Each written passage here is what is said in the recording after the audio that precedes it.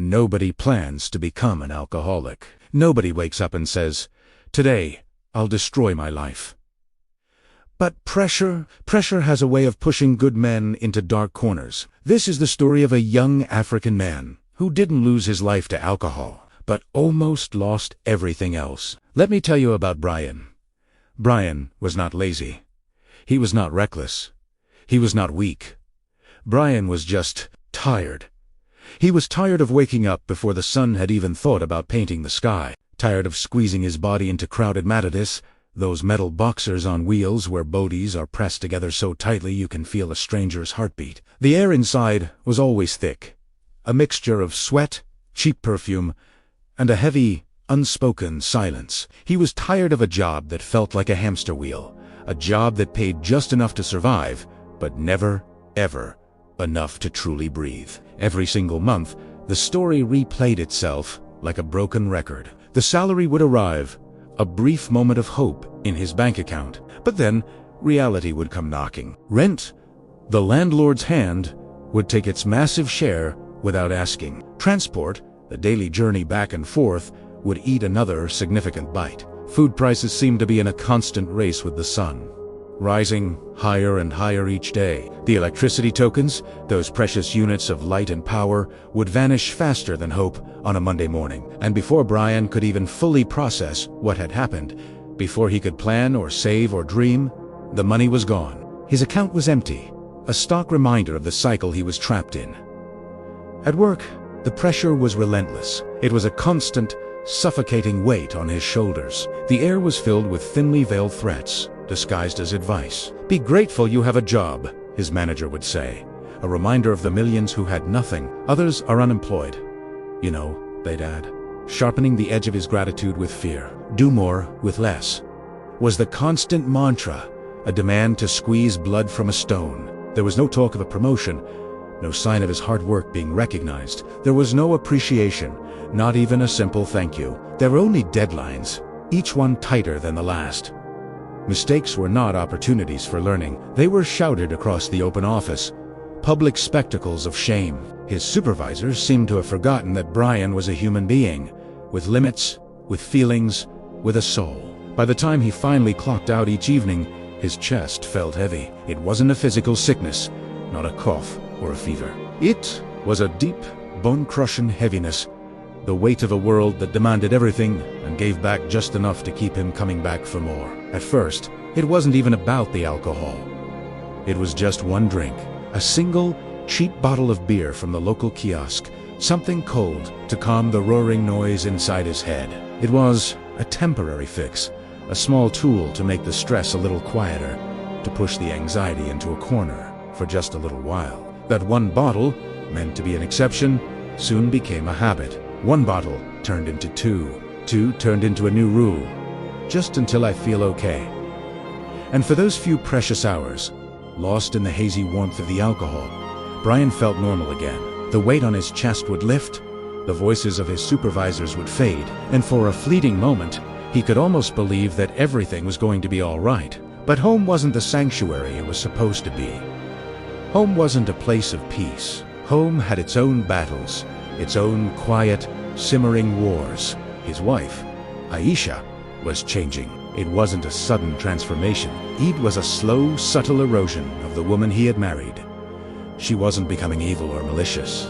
Not at all. The world around her was just too loud, its promises too seductive. Every single day, her phone became a window into another life, a life she wasn't living. It showed her couples on romantic travels to exotic beaches, their smiles as bright as the sun. It showed her women unboxing expensive gifts, their joy captured in perfect, filtered squares. It showed her men buying new cars, building new houses, purchasing dreams that felt a million miles away from their own reality. And slowly, almost without meaning to, she began to compare. Their small apartment began to feel like a cage. Their life together began to feel like a failure. The question started softly, like whispers in the dark. "Why can't we live better?" she would ask, her voice laced with a longing that cut Brian like a knife. "Why are other men providing more for their families?" She would wonder aloud, unknowingly questioning his worth as a man. "Why are we always struggling?" She would plead, her frustration a mirror of his own. Brian didn't hear these questions as a shared struggle. He heard them as accusations. He heard them as a verdict on his manhood. He heard them as the sound of his own failure, echoing in the home he could barely afford. And so, they stopped talking. It wasn't a loud, dramatic end. There was no fighting, no shouting, no slammed doors. It was hoarse. It was a slow, creeping silence that filled all the spaces between them. They would eat in silence, watch TV in silence, lie in bed at night as strangers, the distance between them wider than the mattress they shared. Brian drowned his pain in cheap alcohol, seeking solace at the bottom of a bottle. Aisha, starved of connection and validation, drowned hers in attention, while Brian sat at noisy, dimly lit bars, counting coins to see if he could afford one more drink. Aisha started talking to someone else, someone who listened, someone who noticed her, someone who looked successful, whose profile pictures screamed of a life she craved, someone who made promises, whispers of a future that Brian couldn't seem to provide. The day Brian found out, the world didn't end in a fiery explosion. There was no shouting, no breaking of plates, no dramatic confrontation. It just went quiet, a deafening, final quiet. She didn't yell or accuse. She just looked at him. Her eyes filled not with anger, but with a tired resignation, and delivered one simple sentence that shattered his world into a million pieces. "I'm sorry. I found happiness elsewhere." And in that devastatingly quiet moment, Brian realized something incredibly painful. He hadn't been fighting his battle with alcohol alone, and she hadn't been fighting her battle with pressure and comparison alone. They had been fighting each other. Instead of standing side by side, shoulder to shoulder, fighting the problems together, they had turned their weapons inward, becoming casualties of a war they should have been allies in. Brian drank harder after that. Much harder. It wasn't for fun anymore.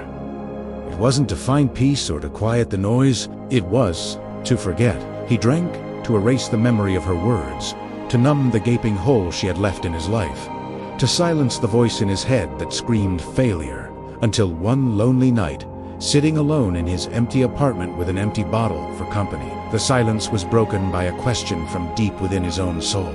He finally asked himself, his voice a hoarse whisper in the dark room, "When did we stop being a team?" Relationships are not competitions. Marriage is not a highlight reel on social media. Love is not a luxury item to be flaunted. A partnership means a shared struggle. It means shared growth. It means shared pain. When one person is forced to carry the crushing pressure of life alone, they will inevitably break. But when both partners decide to carry that weight together, when they lean on each other and share the load, they survive. They build something stronger than the pressure that tries to tear them apart. Brian didn't lose everything because of alcohol. The alcohol was just a symptom of a much deeper disease. He lost it because stress was faced alone.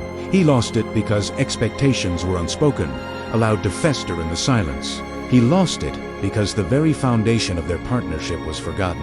To the young men drinking to numb the pain, your pain is real. Your struggle is valid. But alcohol will never solve what an honest conversation could. To the couples drowning in the overwhelming pressure of modern life, remember, you are not enemies. You are not competitors. You are teammates. Growth is mutual, or it is temporary.